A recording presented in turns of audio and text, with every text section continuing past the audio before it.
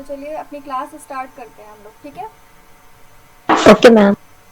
तो last class में हम लोगों ने ओके पढ़ा मैम। कि इंडिया में सोशियोलॉजी कैसे आया, ठीक है, और इसका डेवलपमेंट कैसे हुआ, ये हमने जाना था लास्ट क्लास में, ठीक है।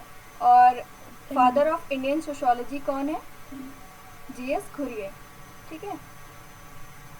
तो आज हम पढ़ने वाले हैं जीएस घुरिये जी के बारे में, जिनका पूरा नाम गोविंद सदाशिव घुरिये है, ठीक है। उनके बारे में हम जानेंगे आज।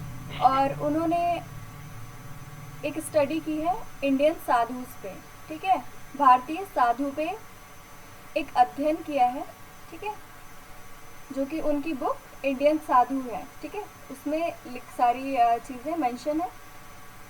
और ये इंडियन साधु जो बुक है ये पब्लिश कब हुई थी? 1953 में। गुड, 1953 में ये पब्लिश हुई थी, ठीक है। तो आज हम यही दोनों चीज़ें पढ़ेंगे। ध्यान से पढ़िएगा क्योंकि इंडियन साधु जो कॉन्सेप्ट है वो ज़्यादा किसी बुक में डिटेल में नहीं दिया गया है, ठीक है। जिन भी बुक्स में हमें मिलता है वो बहुत शॉर्ट में मिलता है, और कई बार ऐसा हो जाता है कि इसके आंसर लॉन्ग में आ जाते हैं, ठीक है, लॉन्ग में लिखने के लिए। तो ध्यान से सुनिएगा आज, और नोट्स प्रिपेयर कर लीजिएगा पीपीटी की हेल्प से। जितने लोग लास्ट में आए हैं, 12 बजे के बाद आए हैं, वो सुन लें कि मैं आगे से एडमिट नहीं करने वाली, ठीक है। क्लास हमारी शुरू हो चुकी है। तो चलिए मैं अपना स्क्रीन प्रेजेंट करने जा रही हूँ। जैसे ही प्रेजेंट हो जाए मुझे बता दीजिएगा, आप लोगों को दिखने लगे।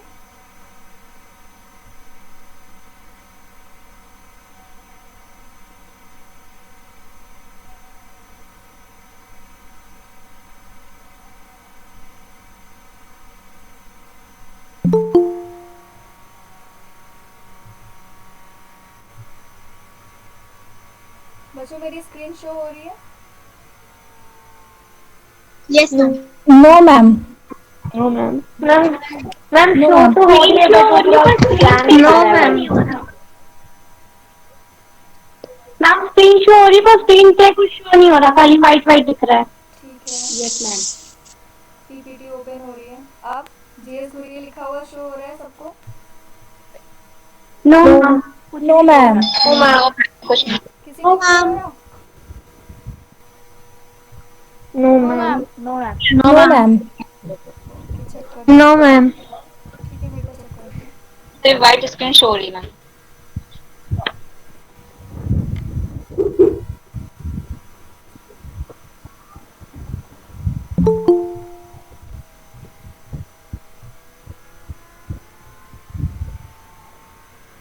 कोई भी बच्चा अपनी स्क्रीन प्रेजेंट नहीं करेगा, ठीक है। जैसे ही स्क्रीन शो होती है मेरी, सब लोग बताइएगा।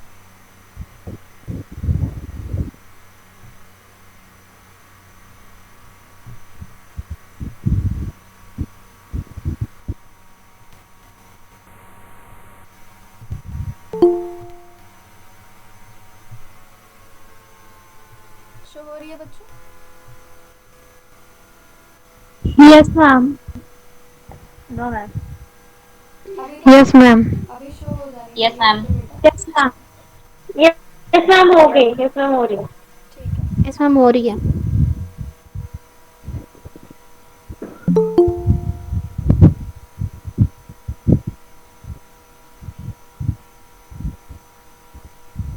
तो हम आज पहले जीएस घुरिये के बारे में जानेंगे, ठीक है। जीएस घुरिये का जन्म 1893 में हुआ था, ठीक है। और इनके बारे में सबसे मेन चीज़ है कि ये फादर ऑफ इंडियन सोशियोलॉजी है, ठीक है। इनका पूरा नाम क्या है? गोविंद सदाशिव घुरिये। इसके अलावा इनको डोयन ऑफ इंडियन सोशियोलॉजिस्ट भी कहा जाता है, क्योंकि ये बहुत ही ज़्यादा विद्वान थे, ठीक है। The symbol of sociological creativeness भी बोला जाता है, समाजशास्त्री कलात्मकता के प्रतीक। इसके अलावा एम एन श्रीनिवास ने कहा है इनके बारे में, nothing disguise the fact that Ghurye was a giant, ठीक है। ये उन्होंने इसलिए कहा है क्योंकि वो उनकी जो विद्वत्ता है उसकी तुलना किसी किसी भी अन्य समाजशास्त्री से नहीं की जा सकती, ठीक है। इसलिए एम.एन. श्रीनिवास जो कि जी.एस. घुरिये के शिष्य थे, ठीक है, जी.एस. घुरिये से उन्होंने पढ़ा था, वो उनके स्टूडेंट रह चुके थे, ठीक है। उन्होंने उनके बारे में कहा है कि nothing disguise the fact that GS. Ghurye was a giant. अब इनके लाइफ हिस्ट्री को जानते हैं। जी.एस. घुरिये का जन्म 12 दिसंबर 1893 को हुआ था, ठीक है। एक सारस्वत ब्राह्मण फैमिली में हुआ था, जो कि मालवान के महाराष्ट्र के मालवान में है, ठीक है। इसके अलावा इनकी डेथ 28 दिसंबर 1983 को हुई थी। 91 वर्ष के थे जब इनकी मृत्यु हो गई थी। बॉम्बे में मृत्यु हुई थी। बॉम्बे वर्ड इसलिए यूज़ करते हैं क्योंकि पुराने समय में मुंबई का नाम बॉम्बे हुआ करता था, ठीक है। बाकी इनकी जो पहले वाली जो इनकी अपना इनका स्टडी वाला बैकग्राउंड है, जो पढ़ाई लिखाई की इन्होंने बचपन की आरंभिक शिक्षा वाला जो बैकग्राउंड है उसके बारे में हम नहीं पढ़ रहे हैं, ठीक है। जो मेन मेन चीज़ें हैं वो पढ़ रहे हैं, ठीक है।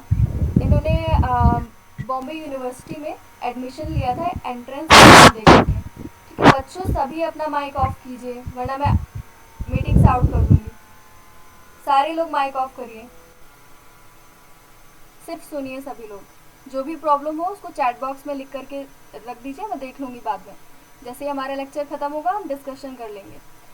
तो ये मैंने बॉम्बे यूनिवर्सिटी में इन्होंने एडमिशन लिया इसलिए कहा, क्योंकि ये पॉइंट इसलिए रखा क्योंकि उस टाइम पे एंट्रेंस एग्ज़ाम बहुत टफ होता था बॉम्बे यूनिवर्सिटी का। उन्होंने 20 अन्य छात्रों के साथ वहाँ पे बॉम्बे यूनिवर्सिटी में एडमिशन लिया था, ठीक है। उसके बाद बीए करने के लिए एडमिशन लिया था, ठीक है।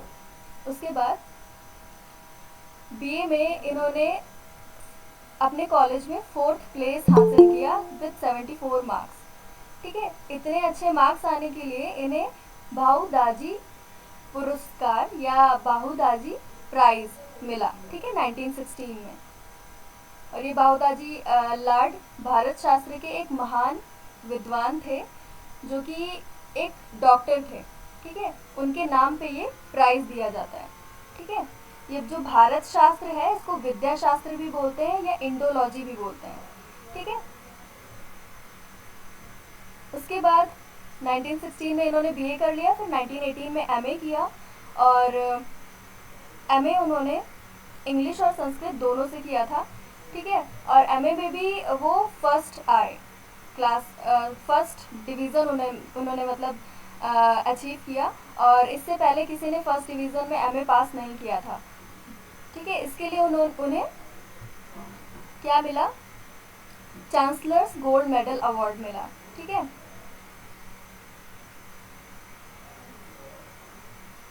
फिर उन्होंने क्या किया, बीच में काफ़ी चीज़ें हैं जिसे मैंने स्किप किया, वो इम्पॉर्टेंट नहीं है। जो इम्पॉर्टेंट है वो चीज़ें आपको जो याद रहनी चाहिए वो सारी चीज़ें मैंने मेंशन की। इसके बाद उन्होंने फॉरेन स्कॉलरशिप के लिए अप्लाई किया। इससे पहले वो पढ़ा रहे थे कॉलेज में, ठीक है। पढ़ाते हुए उन्होंने एक फॉरेन स्कॉलरशिप गेन की, ठीक है। वो जो फॉरेन स्कॉलरशिप गेन की वो उन्होंने एक एस्से लिखा था, Bombay as an urban centre, जो कि उन्होंने पैट्रिक गेट्स को सबमिट किया था। तो पैट्रिक गेट्स की संस्कृति से ही उन्हें फॉरेन स्कॉलरशिप मिली, और जिससे वो उन्होंने क्या किया, तो मतलब पैट्रिक गेट्स से वो मिल चुके थे अब तक। जब उन्होंने स्कॉलरशिप गेन की तब तक वो पैट्रिक गेट्स से उनकी मुलाकात हो चुकी थी, और उसके बाद उन्हीं के निर्देशन में फिर वो चले गए कहाँ, पढ़ने के लिए इंग्लैंड। इंग्लैंड में एक बहुत ही फेमस सेंटर है लंदन स्कूल ऑफ इकोनॉमिक्स, तो वहाँ पर उन्होंने जाकर के पढ़ाई की, अपना डॉक्टोरल कंप्लीट किया, डॉक्टोरल स्टडीज़। तो उसके बाद जब वो वहाँ गए इंग्लैंड में, तो वहाँ पे वो हॉबहाउस से मिले, WHR रिवर्स से मिले, AC हड्डन से मिले, ठीक है। तो इन सब से वो मिले, इनके साथ काम भी किया, ठीक है। LT हॉबहाउस जो हैं, LT हॉबहाउस, इनके साथ उन्होंने थोड़ा कम समय तक काम किया, लेकिन WHR रिवर्स और AC हड्डन के निर्देशन में इन्होंने अपनी PhD कंप्लीट की थी, ठीक है। तो इन सब का प्रभाव उन पर बराबर रहा। उसके बाद उन्होंने अपना 1923 में डॉक्टोरल कंप्लीट किया, जो कि किस पर था, caste race in India topic पर था, ठीक है। और इसके बाद department of sociology Bombay university में पैट्रिक गिट्स ला चुके थे पहले ही। कब लाए थे वो पैट्रिक गिट्स? पिछली क्लास में आपको बताया था 1919 में, ठीक है।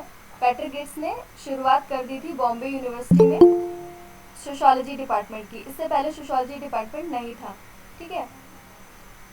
तो एक अलग विभाग की स्थापना कर चुके थे पैट्रिक गिट्स, कहाँ पर, बॉम्बे यूनिवर्सिटी में। तो 1919 में पैट्रिक गिट्स ने वो डिपार्टमेंट स्टार्ट कर दिया था और वो वहाँ वर्क कर रहे थे। और ये जो जीएस घुरे थे 1923 में इन्होंने अपना डॉक्टोरल कंप्लीट किया कास्ट रेस इन इंडिया में, और आगे कहाँ, इंडिया वापस लंदन गए थे ना, लंदन स्कूल ऑफ इकोनॉमिक्स में, ठीक है। तो फिर वो वापस आए और फिर उन्होंने बॉम्बे यूनिवर्सिटी में 1924 में हेड और रीडर, अध्यक्ष और रीडर के पद पर काम किया वहाँ पर। कहाँ पर, समाजशास्त्र विभाग में बॉम्बे यूनिवर्सिटी के। उसके बाद 1934 से 1958 तक वो प्रोफेसर रहे, ठीक है। 1958 में वो रिटायर हो गए थे, लेकिन रिटायर होने के बाद भी उन्होंने अपने अंडर में कई सारी पीएचडीज करवाई, ठीक है।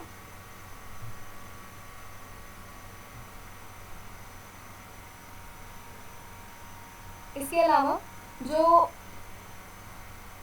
स्टूडेंट्स, जैसे वो अब बॉम्बे यूनिवर्सिटी में हेड और रीडर थे, उसके बाद फिर 1934 से 1958 तक प्रोफेसर भी रहे, तो इस दौरान उन्होंने कई सारे लोगों को अपने अंडर में पीएचडी करवाया, पढ़ाया। तो उनके शिष्यों में बहुत सारे ऐसे सोशोलॉजिस्ट हुए जो बहुत ही फेमस हुए, जैसे, और उन्हें क्या कहा जाता है, second generation of Indian sociologist, ठीक है।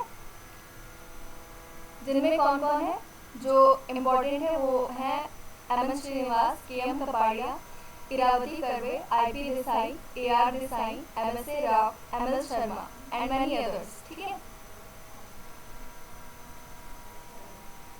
फिर उसके बाद इंडियन सोशोलॉजिकल सोसाइटी की उन्होंने स्थापना की 1952 में, बहुत इम्पोर्टेंट है, ठीक है।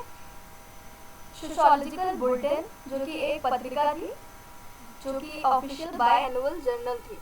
तो वो इंडियन सोशोलॉजिकल जो सोसाइटी थी वही जो है इसका प्रकाशन करवाती थी, इस पत्रिका का, सोशोलॉजिकल बुलेटिन, ठीक है। ये ऑफिशियल बाय एनुअल जर्नल मतलब साल में 2 बार छपती थी, ठीक है। इसको हम क्या कह सकते हैं, first journal in India, the Indian, sorry इसको नहीं, सोशोलॉजिकल बुलेटिन को नहीं, sociological bulletin Indian sociological society ने छपवाना शुरू किया था, लेकिन इससे पहले एक जर्नल पहले ही बड़ौदा में शुरू कर दी गई थी छपना, जिसका नाम था इंडियन जर्नल ऑफ सोशोलॉजी, ठीक है। तो इस तरीके से हम देख सकते हैं कि जो जीएस घुरिये थे उन्होंने एक टीचर के रूप में काम किया, ठीक है, और एक इंस्टीट्यूशन बिल्डर के रूप में काम किया। मतलब एक अच्छे टीचर तो रहे ही, इसके अलावा उन्होंने इंस्टीट्यूशन बिल्डर के रूप में काम किया, मतलब एक समाजशास्त्र विभाग को मजबूती दी उन्होंने। इस एक संस्था का के निर्माता के रूप में जाने जाते हैं, इसीलिए इन्हें क्या कहा जाता है, फादर ऑफ इंडियन सोशोलॉजी, ठीक है। अब हम जानते हैं कि इन्होंने अपनी स्टडी में कौन कौन सी थ्योरीज अप्लाई की थी, कौन कौन सी थ्योरीज यूज की थी, ठीक है। तो इन्हें कहा जाता है प्रैक्टिशनर ऑफ थ्योरेटिकल प्लूरलिज्म या सैद्धांतिक बहुलवाद के अभ्यासकर्ता। सैद्धांतिक बहुलवाद के अभ्यासकर्ता क्यों कहा जाता है, क्योंकि उन्होंने ये वैसे तो बॉम्बे यूनिवर्सिटी से पढ़ करके आए थे, और बॉम्बे यूनिवर्सिटी कहाँ है, वेस्ट में है, वेस्टर्न कंट्री में है। और वेस्टर्न कंट्री में जब पढ़ाई करेंगे तो क्या करेंगे, वहीं की मेथडोलॉजीज सीखेंगे जो वेस्ट में है, ठीक है। तो जब वेस्ट की मेथडोलॉजीज वगैरह सीखेंगे तो यहाँ वापस इंडिया जब आए तो उन्होंने यहाँ पे वेस्ट की मेथडोलॉजीज सीधे सीधे अप्लाई नहीं की, बल्कि उन्होंने ये रियलाइज़ किया कि यहाँ की सोसाइटी वेस्ट की सोसाइटी से डिफरेंट है, इसलिए यहाँ की मेथडोलॉजी अलग होनी चाहिए। तो इसीलिए इन्होंने इंडोलॉजी पे फोकस किया। इंडोलॉजी को हिंदी में क्या कहते हैं, भारत विद्याशास्त्र, ठीक है, या विद्याशास्त्र या पाठ्य परिप्रेक्ष्य, कुछ भी कह सकते हैं, पाठ्य आपका मेथडोलॉजी, ठीक है, पाठी पद्धति, तो ये सारी चीज़ें बोल सकते हैं इंडोलॉजी को। तो उन्होंने उस पर फोकस किया था, इसीलिए मतलब इन्होंने वेस्ट की थ्योरीज भी यूज़ की और यहाँ के लिए डिफरेंट थ्योरी यूज़ की और बहुत सारी थ्योरीज मिला करके काम किया। कोई एक मेथोडोलॉजी पे काम नहीं किया, कई सारी मेथोडोलॉजीज मिला करके ही काम करते थे, अपनी रिसर्च करते थे, इसलिए इन्हें सैद्धांतिक बहुलवाद के अभ्यासकर्ता कहा जाता है। और उन्होंने आगमनात्मक अनुभवजन्य पद्धति इस्तेमाल की, इंडक्टिव एम्पेरिकल मेथड यूज़ किया। इसमें क्या होता है कि हम सामान्य चीज़ों पर अध्ययन करके और अनुभव भी प्राप्त करते हैं, उसमें अपने ऑब्जर्वेशन भी मिलाते हैं और वो सारी चीज़ें करके एक सामान्य निष्कर्ष पर निकलते हैं और एक सिद्धांत बना देते हैं। तो इस तरीके से जो थ्योरी वर्क करती है उसे कहते हैं इंडक्टिव एम्पेरिकल मेथड। तो वो चीज़ इन्होंने इस्तेमाल की, साथ ही साथ हिस्टोरिकल कंपैरेटिव मेथड का इस्तेमाल किया। ऐतिहासिक तुलनात्मक पद्धति, ऐतिहासिक तुलनात्मक पद्धति क्या होता है कि हम क्या करते हैं, हिस्ट्री को जानते हैं, ठीक है, पहले हिस्ट्री के बारे में स्टडी करते हैं और फिर आज की सोसाइटी को देखते हैं, ऑब्जर्व करते हैं, ठीक है, और फिर क्या करते हैं, हम कहते हैं कि जैसे पहले के समाज में चीज़ें थी वैसे ही आज के समाज में चीज़ें हैं। तो मतलब क्या है, हम हिस्ट्री को देख करके आज के समाज की स्टडी करते हैं, मतलब हिस्ट्री की स्टडी कर रहे हैं, उससे आज के समाज के बारे में हम सिद्धांत बना रहे हैं। तो क्या है, इतिहास से तुलना करके हम स्टडी कर रहे हैं। तो इसीलिए इस स्टडी को क्या बोलते हैं, ऐतिहासिक तुलनात्मक पद्धति, ठीक है। तो ये इन्होंने मेथोडोलॉजीज अपनाई और ये तो आपको भी बताया मैंने कि एम्फसाइज्ड ऑन इंडोलॉजिकल अप्रोच, ठीक है। इंडोलॉजिकल अप्रोच में आपको पिछली क्लास में बताया था मैंने कि क्या क्या चीज़ें होती हैं उनमें, है ना। हम लोग टेक्स्ट को स्टडी करते हैं और टेक्स्ट की स्टडी से हम अपनी सोसाइटी के बारे में जानते हैं, ठीक है। रिसर्च के लिए हम टेक्स्ट की स्टडी पे फोकस करते हैं कि जो भी इंडियन टेक्स्ट है उनमें क्या क्या लिखा हुआ है, उससे हम जान जाते हैं कि हमारा सोसाइटी कैसा है, ठीक है। तो इसीलिए लिखा हुआ है through literature use profound knowledge of Sanskrit. और इन्होंने जो MA किया था अपना वो संस्कृत और इंग्लिश में किया था, तो इसलिए इन्हें बहुत ही ज़्यादा नॉलेज थी संस्कृत की, तो इसलिए इन्हें वेद शास्त्र वगैरह पढ़ने में कोई प्रॉब्लम नहीं हुई। इसके अलावा उन्होंने पोइट्रीज़ भी पढ़ी हैं, ठीक है, पोइट्रीज़ का भी यूज़ किया है अपने स्टडी में, ठीक है, उसकी भी हेल्प ली है। फिर आते हैं हम इनकी राइटिंग्स पर। इन्होंने टोटल 31 बुक्स लिखी हुई हैं और उसमें से जो इम्पोर्टेंट बुक्स है वो मैं आपको बता देती हूँ। Caste base in India, cultural society, Indian sadhu, cities and civilization, anatomy of rural urban community, scheduled tribes, social tensions in India, ठीक है। ये सारी बुक्स हैं, ये आपको कहीं पर भी लिखी हुई मिल जाएंगी, ठीक है। इनको एक बार पढ़ लीजिएगा, ठीक है, इनको माइंड में रखिए। तो ये सारी इनकी मेजर राइटिंग्स हैं। तो ये सारी चीज़ें हो गई GS घुरिये के बारे में।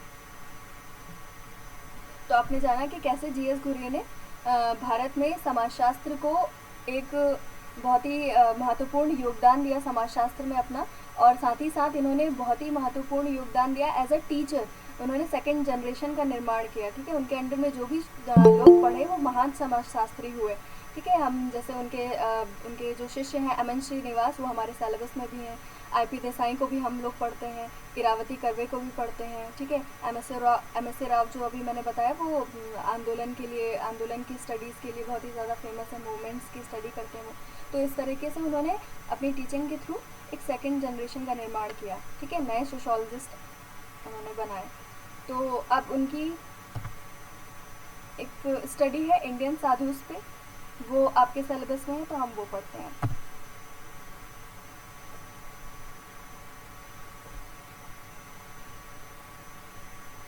जो आपका इंडियन साधुस है वो इंडियन साधुस बुक में है, उनकी स्टडी 1953 में पब्लिश हुई थी, ठीक है। अब ये जो इंडियन साधुस है ये इन्होंने किसके अंतर्गत स्टडी की, जैसे कि हम लोग सोशोलॉजी में काफ़ी चीज़ें स्टडी करते हैं, ठीक है। सोशल फिनोमिना एक बृहद तरीके से हम बता सकते हैं कि सोशल फिनोमिना का स्टडी करते हैं, सामाजिक घटनाओं का अध्ययन करते हैं, लेकिन उसमें भी कई सारी सोशोलॉजी की बहुत सारी ब्रांचेस हैं, ठीक है। उसमें से जैसे एक ब्रांच है जिसमें हम क्राइम की स्टडी करते हैं, ठीक है, क्रिमिनोलॉजी है। इसके अलावा एक ब्रांच है जिसमें हम पॉपुलेशन की स्टडी करते हैं, डेमोग्राफी, ठीक है, जिसे हम बोलते हैं। वैसे ही हम लोग एक सोशोलॉजी की ब्रांच है जिसे सोशोलॉजी ऑफ रिलीजन भी कहते हैं, ठीक है, धर्म का समाजशास्त्र कहते हैं। तो उसके अंतर्गत इनकी कई सारी स्टडीज़ हैं, बहुत सारी, इन्होंने बहुत सारी स्टडीज़ की हैं। तो ये जो इंडियन साधुस आता है वो सोशोलॉजी ऑफ रिलीजन के अंदर आता है। ठीक है, इन्होंने रिलीजन, देखिए आप लोगों ने अभी जाना कि इन्होंने संस्कृत पढ़ा हुआ है ना, संस्कृत के विद्वान थे। तो संस्कृत तो सीधे सीधे धर्म से जुड़ा हुआ है, तो उनकी रुचि धर्म में हमें दिख सकती है। जैसे कि इन्होंने बहुत सारी बुक्स भी लिखी हैं, जैसे कि गॉड्स एंड मैन है, ठीक है, द लेगेसी ऑफ रामायणा है, वैदिक इंडिया है, ये बुक्स का नाम है, रिलीजियस कॉन्शियसनेस है। ठीक है, तो ये सारी बुक्स क्या है, इन्होंने सोशोलॉजी ऑफ रिलीजन के अंतर्गत स्टडी की और इतनी सारी बुक्स लिखी। वैसे ही हम पढ़ेंगे आज इनका एक टॉपिक इंडियन साधुस। ठीक है, साधुस के बारे में जानते हैं। साधुस के बारे में आप लोग नॉर्मली देखते हैं, ठीक है, कि साधु कैसे होते हैं, बिल्कुल जो हमारी ट्राइब्स की तरह हम बोल सकते हैं, है ना, बिल्कुल ट्राइब्स की तरह दिखते हैं, बिल्कुल पिछड़े हुए दिखते हैं। वो उनको पिछड़ापन नहीं, उस उनके जो अपीयरेंस है उसको पिछड़ापन नहीं कहेंगे, बल्कि कहेंगे कि उनका एक अलग कल्चर है। ठीक है, वो हमारी सोसाइटी से जुड़े हुए नहीं होते हैं, मतलब हमारी सोसाइटी से जुड़े इन द सेंस, मतलब हमारी सोसाइटी में जो चीज़ें भौतिकवादिता है उन सारी चीज़ों को छोड़ चुके होते हैं वो। ठीक है, और ये जो साधु होते हैं इन्होंने बहुत ही ज़्यादा महत्वपूर्ण योगदान दिया है हिंदू धर्म में। ठीक है, इसीलिए इनके बारे में भी हम पढ़ेंगे तो जानेंगे। ठीक है, जैसे कि लिखा हुआ है, भारतीय इतिहास की एक लंबी परंपरा में संतों और सन्यासियों ने एक महत्वपूर्ण भूमिका निभाई। Saints and hermits have important role in India's long history. ठीक है, दूसरा क्या है, हम साधुओं में क्या देखते हैं कि सांसारिक जीवन और जाति प्रतिमानों तथा भौतिक जीवन से वो अलग होते हैं। ठीक है, हमारे सांसारिक जीवन मतलब जो हम लोग हैं, जैसे हम लोग की एक सोसाइटी, जो हम जिस सोसाइटी में बसते हैं, ठीक है, हमारी एक अलग सभ्यता संस्कृति है, तो उससे वो अलग होते हैं। ठीक है, हम लोग जाति को मानते हैं, जाति प्रथा। ठीक है, भौतिक प्रतिमान, भौतिक जीवन से अलग, मतलब हम लोग टेक्नोलॉजिकल चीज़ें यूज़ करते हैं। ठीक है, फैशनेबल क्लोथ्स यूज़ करते हैं, तो मतलब ये सारी चीज़ें जो भौतिक जीवन से जुड़ी हुई चीज़ें, इन सभी चीज़ों को वो लोग छोड़ चुके होते हैं। और सबसे बड़ी बात क्या, ये हमारी सोसाइटी से अलग हो चुके होते हैं। इसके बाद भी हमारी सोसाइटी में इनका जो इंडियन साधुज हैं, इनका हाईएस्ट प्लेस होता है। कैसे हाईएस्ट प्लेस होता है हम धीरे धीरे आगे अभी पढ़ेंगे तो जानेंगे। राधा कृष्णन भी कहते हैं कि आरंभिक इतिहास से ही, हमारे भारत देश में आरंभिक इतिहास से ही बड़े बड़े सैनिक, दार्शनिक और उपदेशकों को वो स्थान नहीं दिया गया जो बड़े बड़े सन्यासियों की मूर्तियां स्थापित करके उनको दिया गया।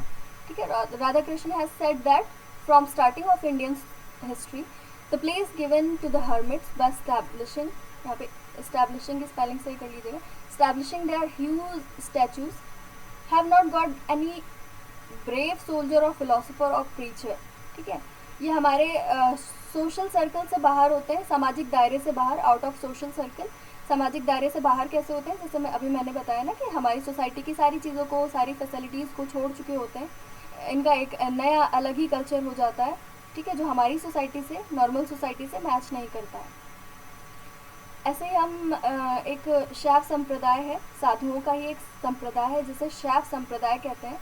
ठीक है, इन्होंने प्रतीकात्मक, ये लोग क्या करते हैं, जैसे कोई भी इंसान साधु बनता है तो क्या करते हैं ये लोग, उसका एक, इनके यहाँ परंपरा है, पूरे संप्रदाय में, शैव संप्रदाय में एक परंपरा है कि उनका प्रतीकात्मक रूप से दाह संस्कार कर दिया जाता है। दाह संस्कार जानते हैं ना आप लोग, क्रिमिनेशन। ठीक है, तो इस दाह संस्कार, प्रतीकात्मक रूप से दाह संस्कार करते हैं, सिंबॉलिक रूप से।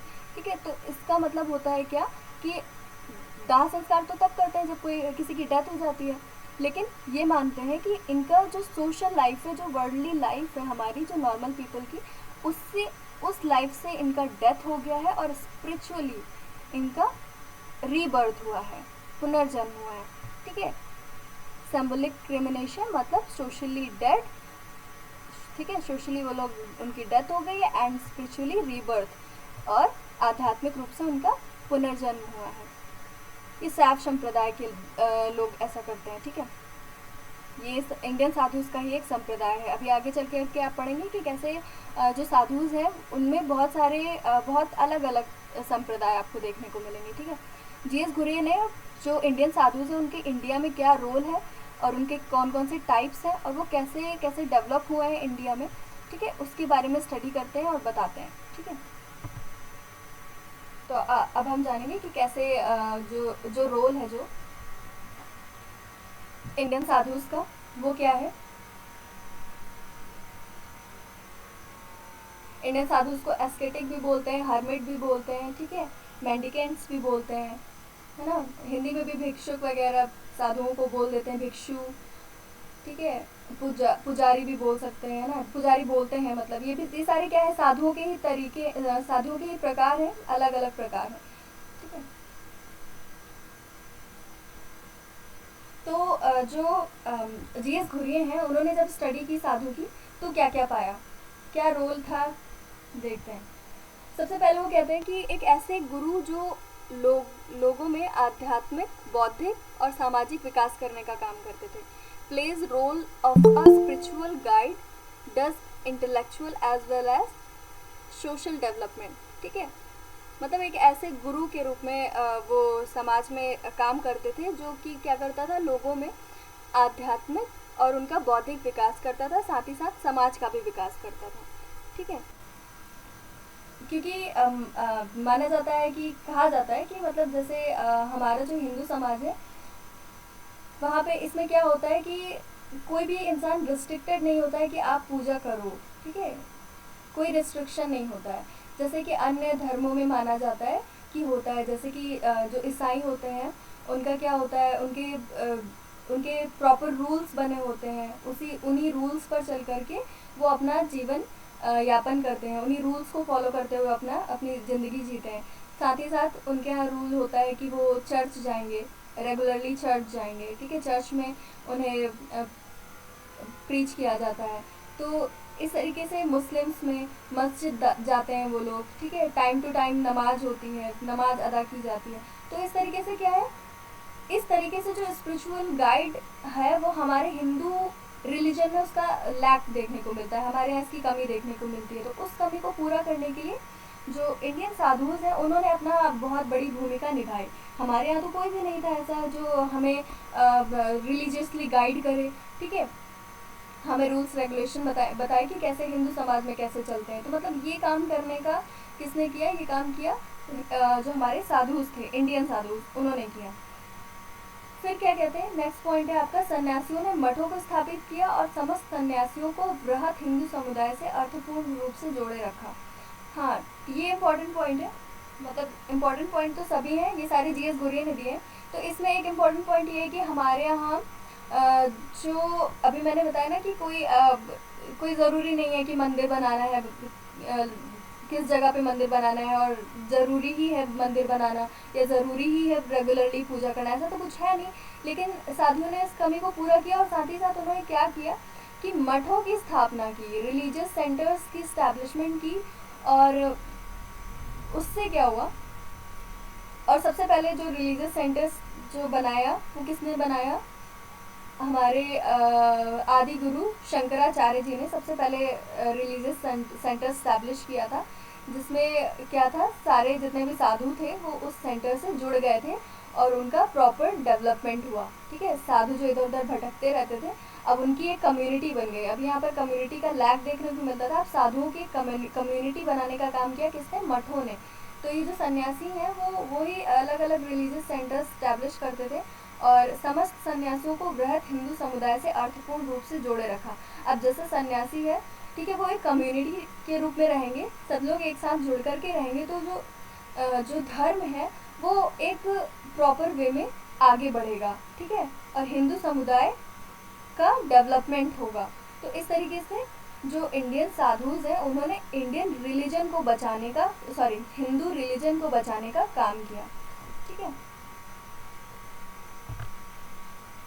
साथ ही साथ और क्या काम करते थे इंडियन साधुस, धार्मिक विवादों में मध्यस्थता का काम करते थे। कोई भी धार्मिक विवाद हो जाता था, ठीक है, कोई कह रहा है कि हमारे रिलीजन में ऐसा होता है, हिंदू रिलीजन में दूसरा हिंदू कह रहा है नहीं ऐसा होता है, तो इस तरीके से जब ऐसी कुछ प्रॉब्लम आती थी या इसी तरीके की अन्य कोई समस्याएं आती थी समाज में, तो इन विवादों का को कौन सुलझाता था? यही जो साधु होते थे, ठीक है, क्योंकि इनको क्या माना जाता था कि ये जो हिंदू धर्म है उसके ज्ञाता हैं। तो यही लोग आर्बिटर्स ऑफ रिलीजियस डिस्प्यूट के रूप में काम करते थे। साथ ही साथ धर्म ग्रंथों के अध्ययन और अध्यापन के संरक्षक, ठीक है, पैट्रोनाइज लर्निंग ऑफ स्क्रिप्चर्स, ठीक है, ये लोगों को धर्म सिखाते भी थे, धर्मों का अध्ययन और अध्यापन करते थे, मतलब पढ़ाते थे, सिखाते थे और खुद भी अध्ययन करते थे, और इस तरीके से हिंदू धर्म का संरक्षण करने का काम करते थे। सन्यासी हिंदू धार्मिक व्यवस्था के अभिन्न अंग है, ठीक है, जो सन्यासी है वो हिंदू धार्मिक व्यवस्था के अभिन्न अंग है। वो तो आपने देख ही लिया कि किस तरीके से जो हिंदू धर्म व्यवस्था है उसको सन्यासियों ने ही बचाने का काम किया। इसके अलावा हमारे यहाँ कोई भी ऐसी अलग कम्युनिटी नहीं थी, कोई भी ऐसे रूल्स रेगुलेशन नहीं थे जो हिंदू धर्म को सिस्टमेटिक रूप से चलाते रहते, ठीक है, और आगे बढ़ाते रहते। तो अगर साधु ना होते तो हिंदू धर्म में बिखराव आसानी से आपको देखने को मिल सकता था। तो ये जो हिंदू धर्म है उसको बचाने का काम इंडियन साधुस ने किया। अब हम इनकी ऑर्गेनाइजेशंस और इनके टाइप्स देखने का काम करते हैं। पहला क्या लिखा हुआ है पॉइंट आपका, various sects and religious centres were established bye great वेदांतिक philosopher Shankaracharya, ठीक है, एंड अदर नोटेबल फिगर्स। और भी लोगों ने रिलीजियस सेंटर्स का एस्टैब्लिशमेंट का काम किया, लेकिन जो सबसे पहले मेन जो देखने को मिलते हैं वो आदि गुरु शंकराचार्य ही देखने को मिलते हैं, जो कि एक वेदांतवादी दार्शनिक थे। वेदांतवादी कौन होगा? जो वेदों को मानेगा। उन्होंने 4 मेन रिलीजियस सेंटर एस्टैब्लिश किए। कहाँ कहाँ पर? बद्रीनाथ में, द्वारिका में, श्रृंगेरी में और जगन्नाथपुरी में। इन चारों दिशाओं में, चारों कोनों में भारत के इन्होंने 4 मठों की स्थापना की। These sadhus were not lonely hermits. Most of them belong to monastic order which have distinctive traditions. मतलब क्या है इसका? मतलब सीधे सीधे ये है कि जो हर्मिट्स होते थे या जो साधुस होते थे वो अकेले नहीं रहते थे, जैसे कि उन्होंने रिलीजियस सेंटर स्टैब्लिश भी कर दिए। और अगर कहीं पर भी आप साधुस को देखते हो तो ग्रुप्स में देखते हो। ज़्यादातर जो रियल साधुस होते हैं वो ग्रुप में रहते हैं, उनके शिष्य भी उनके साथ होते हैं, है ना। तो इस तरीके से आप देखते हो कि वो जो साधुस हैं they were not lonely hermits, most of them belong to monastic orders, मतलब एक ग्रुप में रहते थे और have distinctive traditions। distinctive traditions का मतलब होता है उनका एक अलग ही तौर तरीका होता है रहन सहन का, उनको उन्होंने खुद ही डेवलप किया होता है वो तौर तरीका, ठीक है। अब हम इनके टाइप्स के बारे में जानेंगे। जो जीएस घुरिये हैं, इन्होंने जब इंडियन साधुस की स्टडी की तो उन्होंने ब्रॉडली क्या पाया कि 2 तरीके के मेन जो सन्यासी हैं वो पाए जाते हैं। सबसे ऊपर जो मेन है शैव सन्यासी और दूसरे आते हैं आपके वैष्णव सन्यासी, ठीक है। वैष्णव जो सन्यासी हैं और शैव सन्यासी हैं यही सबसे पहले आए और इन्हीं के अंदर और सारी शाखाएं बटी। तो शैव सन्यासी सबसे पहले देखने को हम देखते हैं शैव सन्यासी के अंदर कौन कौन बटा। उसके बाद देखेंगे कि वैष्णव सन्यासी जो उसी वक्त डेवलप हुए थे उनमें कौन कौन सी ब्रांचेस आई। तो शैव सन्यासी में हम देखेंगे 10 नामी नागा, जोगी और सुधारवादी सन्यासी। ये 4 तरीके के जो सन्यासी हैं ये बट गए थे, ठीक है।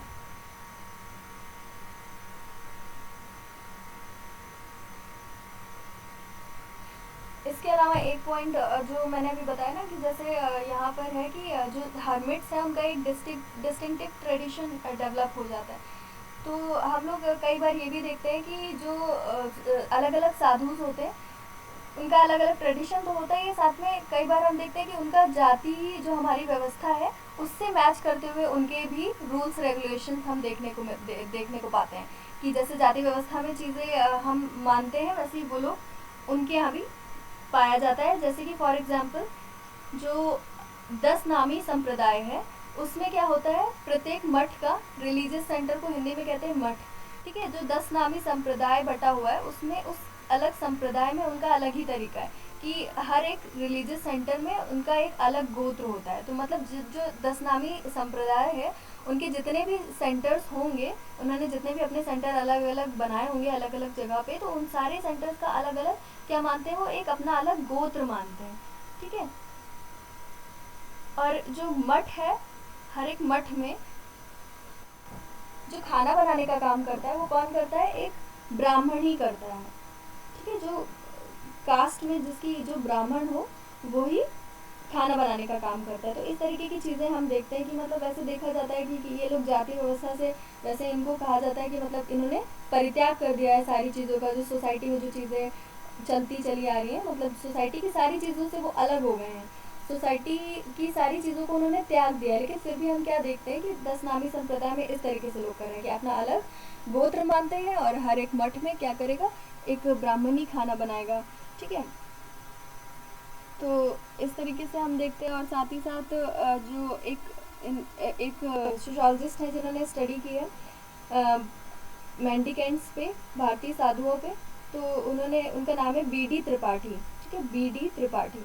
तो उन्होंने पाया कि जो कबीर और दादू संप्रदाय के लोग हैं, वो लोग, उन लोगों ने जो अपना संगठन बनाया है कबीर संप्रदाय और दादू संप्रदाय, ये लोग क्या करते हैं, अपने जो संप्रदाय है उसमें कोई भी, वैसे तो कोई भी जुड़ सकता है, लेकिन जब कोई उच्च जाति का पर्सन जुड़ता है, ऐड होता है, तो वो लोग इस चीज़ को बहुत प्रतिष्ठा की बात मानते हैं। ठीक है, इस चीज़ को बहुत ही ज़्यादा प्रतिष्ठा की बात समझते हैं। तो इस तरीके से हम लोग देख सकते हैं कि सबका डिस्टिंक्टिव ट्रेडिशन है। अब हम आते हैं शेफ्स, और इसके अलावा आपसे मैंने कहा था, इससे पहले एक और चीज़ बताई थी कि एक पॉइंट इसमें छूट गया है। ठीक है, जो साधुस होते हैं वो कई बार क्या करते हैं, जैसे कि फॉर एग्जांपल एक है नागा साधु है, ठीक है, नागा सन्यासी बोलते हैं उन्हें।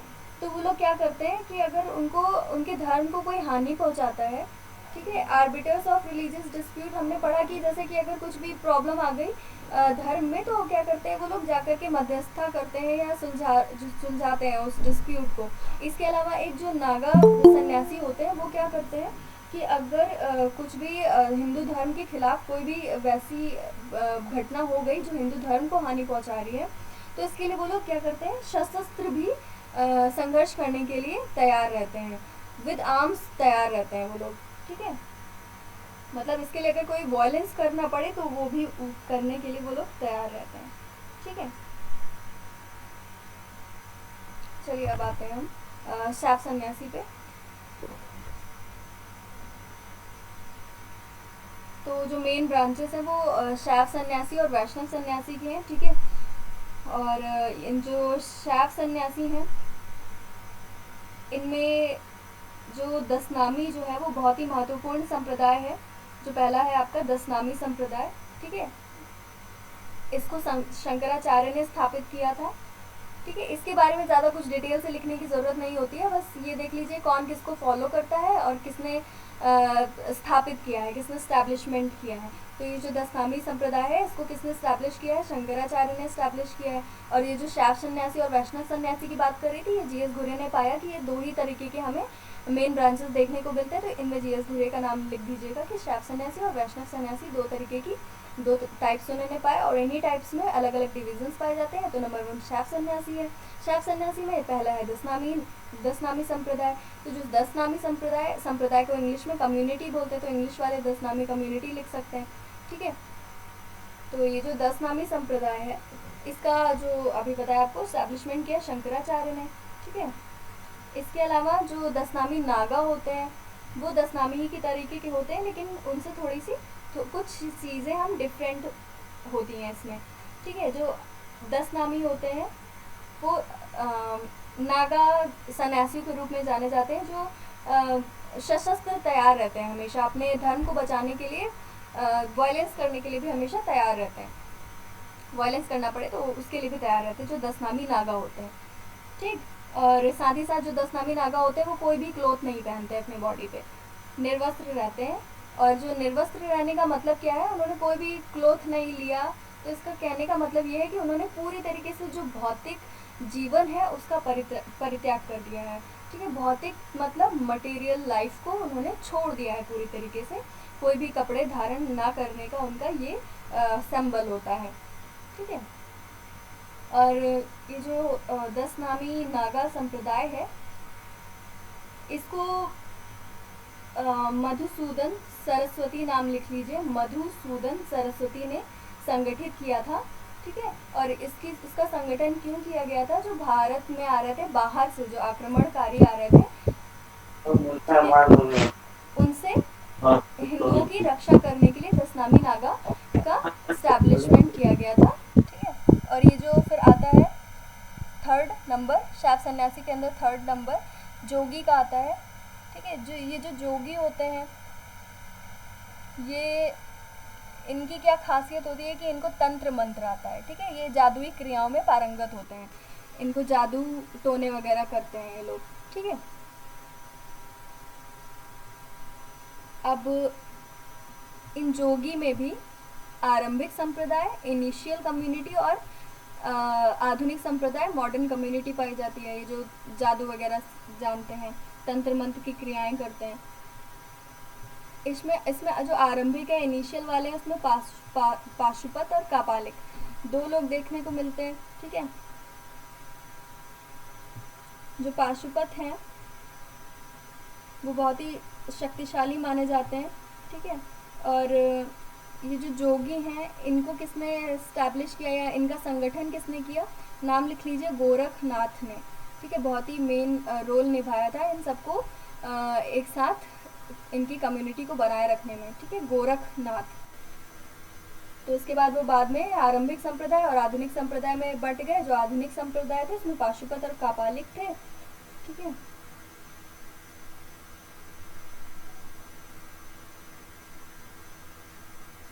और जो आधुनिक संप्रदाय है उसमें नागपंथी और अघोर पंथी हैं, ठीक है।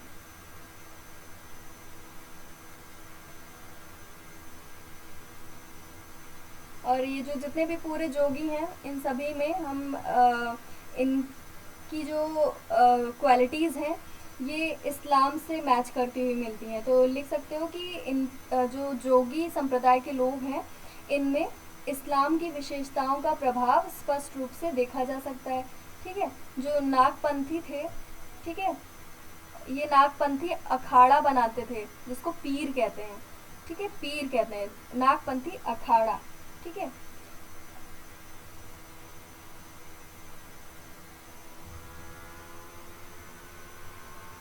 साथ में क्या करते थे, देखो कैसे मुस्लिम से मैच कर रहे हैं।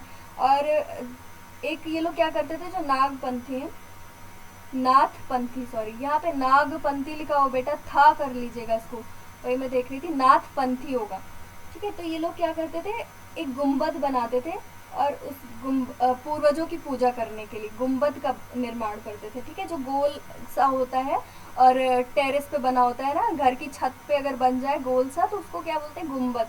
तो उसका निर्माण करते थे और उसी गुम्बद से लगे हुए स्थान पर एक अखाड़ा बनाते थे। तो उस गुम्बद का निर्माण करने का मतलब है कि वो पूर्वजों की पूजा करने के लिए उस गुम्बद को बना रहे हैं। तो इस तरीके से तो ये जो जोगी संप्रदाय है पूरा मुस्लिम से मैच करता है। और इस जो जोगी है उसको संप्रदाय है, इसको जो कम्युनिटी जो बनाए रखने का काम किसने किया है, जैसे अभी मैंने बताया, गोरखनाथ जो है, जो अघोर पंथी हैं उनको गोरखनाथ लिख लीजिए, गोरखनाथ ने इनको एक साथ कम्युनिटी इनकी बनाए रखने का काम किया, इसमें गोरखनाथ के अनुयायी मिलते हैं, ठीक है। और जो पूरा ही है जोगी संप्रदाय, उसमें भी हम कह सकते हैं कि गोरखनाथ ने इस पूरी जो जोगी संप्रदाय है उसमें इनकी कम्युनिटी को बनाए रखने का काम किया, ठीक है, गोरखनाथ। और ये जो अघोर पंथी है गोरखनाथ की बहुत ही मतलब भक्त हैं, बहुत बड़े भक्त हैं। तो इस तरीके से मतलब हम क्या लिख देंगे, बहुत शॉर्ट में लिखेंगे सारी चीज़ें कि इनकी जो विशेषताएं हैं वो मुस्लिम संप्रदाय से, मुस्लिम के धर्म से मैच करती हुई मिलती है। और इनकी जो विशेषताएं वो मुस्लिम धर्म से मैच इसलिए करती है ताकि जो मुस्लिम आक्रमणकारी थे उनसे रक्षा हो सके, ठीक है, हिंदुओं की उन मुस्लिम आक्रमणकारियों से रक्षा हो सके। तो इसके लिए उन्होंने क्या किया, उन्हीं से मैच करता हुआ अपना हिंदू धर्म का पूरा सारा स्टैब्लिशमेंट कर लिया, उसमें गोरखनाथ का नाम मेन है, ठीक है। और डिविजन्स बता दीजिएगा, आरंभिक संप्रदाय और आधुनिक संप्रदाय, और यहाँ पे नागपंथी की जगह नाथपंथी कर लीजिएगा। उसके बाद आता है सुधारवादी। सुधारवादी सन्यासी में कौन कौन आते हैं, उदासी और निर्मल, दो संप्रदाय आते हैं, ठीक है। इनके बारे में ज़्यादा कुछ नहीं डिटेल मिलती है, जीएस घुरे ने इनके बारे में ज़्यादा कुछ डिटेल में नहीं बताया है। इनमें कहा जाता है कि ये जो दोनों ही सन्यासी हैं, इनमें गैर हिंदू प्रभाव देखने को मिलता है। मतलब हिंदुओं की जो हिंदू धर्म के जो एट्रीब्यूट्स हैं, क्वालिटीज़ हैं, वो इनमें मतलब ना के बराबर देखने को मिलती हैं। क्यों? क्योंकि ये मानते थे कि जितने भी रिलीजन हैं वो उनकी अलग अलग कोई भी आइडेंटिटी नहीं है, बल्कि ईश्वर एक होता है। ठीक है, और ईश्वर क्या है? एक होने का मतलब क्या है? निर्गुण निराकार जो ब्रह्म के उपासक होते हैं ना, वो होते हैं। ठीक है, वो सुधारवादी सन्यासी के अंतर्गत निर्मल और उदासी में लिखोगे आप लोग कि मतलब गैर हिंदू प्रभाव देखने को मिलता है, क्योंकि किसी भी रिलीजन में बिलीव ना करके वो ईश्वर के एक होने पर विश्वास करते हैं। ठीक है, इतनी सी बात है इसमें। फिर नेक्स्ट आते हैं वैष्णव संप्रदाय। वैष्णव संप्रदाय में है आपका निम्बार्क संप्रदाय, विष्णु स्वामी वल्लभाचार्य संप्रदाय, माधव संप्रदाय, रामानंदी संप्रदाय। ठीक है, इनके बस डिविजन्स लिख दीजिएगा आप लोग। इसमें कुछ ऐसा खास नहीं इन्होंने बताया।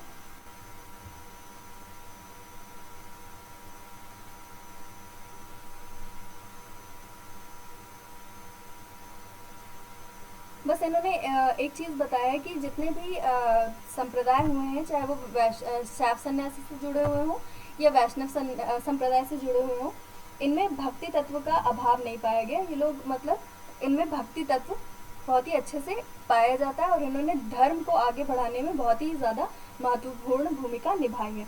ठीक है, जो आपके आते हैं स्वामी विवेकानंद, और अभी आपके नए आधुनिक सन्यासियों में जैसे अरविंदो घोष है ना, तो इस तरीके के ये भी सन्यासियों के अंतर्गत ही आते हैं।